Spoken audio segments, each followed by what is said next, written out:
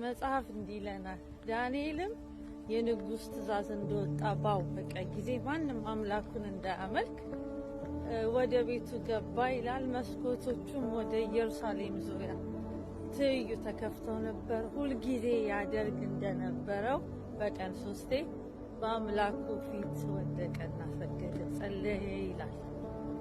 ከዛ የእግዚአብሔር ማንነትና ክብር ይገለጥ ዘንድ ዳንኤል መጋለጥ ነበረበት። ስለዚህ ለንጉሱ ነገሩት። ሰገደ እኮ አንተ አትስገድ ብለህ ነበረ፣ ግን ሰገደ አሉት። ከዛ ዳንኤል የአንበሳ ጉድጓድ መጣል ነበረበት፣ ተጣለ። ምክንያቱም የእግዚአብሔር ክብር መገለጥ ስለነበረበት። ስለዚህ ምን ልላችሁ ነው? እግዚአብሔር ይርዳን። ትእዛዝ ቢወጣም ከእግዚአብሔር ትእዛዝ አይበልጥምና የእግዚአብሔርን ትእዛዝ እንድናደርግ እግዚአብሔር ይርዳን።